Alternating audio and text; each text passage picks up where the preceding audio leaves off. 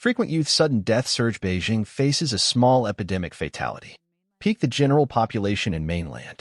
China is now acutely aware of the Chinese Communist Party's concealment of the epidemic details. Mr. Li, a Beijing inhabitant, informed Epoch Times reporters that the situation with the epidemic is truly grave. He believes that the government has been suppressing epidemic information and the early official reports were misleading. He further added around the end of November and early December there was a slight increase in cremations in the suburban funeral homes around Beijing. A lot of people died in my district. All the older people in my neighborhood had passed away last year. That time was truly harrowing. Now there aren't many elderly left. More alarmingly, he also disclosed that there's been a notable number of sudden deaths recently, which is highly unusual, particularly among young individuals in their 30s who are unexpectedly collapsing and dying, leading to speculation among netizens about a possible connection to the novel coronavirus. This issue is very evident on October 29th this year. The 2023 Beijing Marathon and National Marathon Championships commenced at Tiananmen Square, attracting 30,000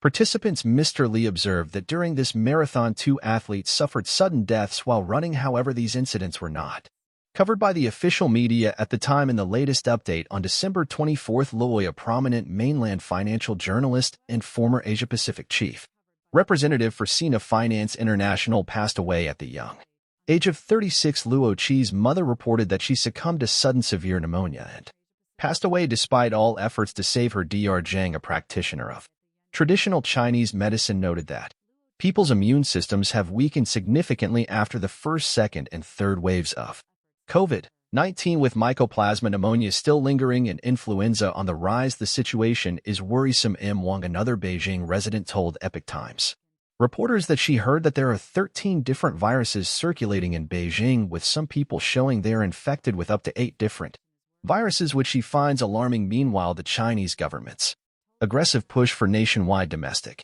vaccine administration is further plunging the population into despair. Mr. Li disclosed that in 2021 the authorities mandated Chinese vaccinations for the general public, and those who received the vaccine later encountered various issues. For instance, my colleague unexpectedly became more susceptible to colds and suffered from angina. Some individuals developed facial paralysis, and a female colleague experienced disruptions in her menstrual cycle before getting vaccinated. They were all very healthy young men and women in their 20s and 30s. People see through the evil nature of the CCP. Mr. Li expressed deep pessimism about the current situation in China. There could be a widespread outbreak of an epidemic next winter or in some future year. He said that he believed the government CCP aims to transform mainland society into a giant prison, engaging in particularly cruel and terrifying actions. This constitutes a form of person persecution from 1950 until now. The CCP has consistently subjected the people to various forms of persecution and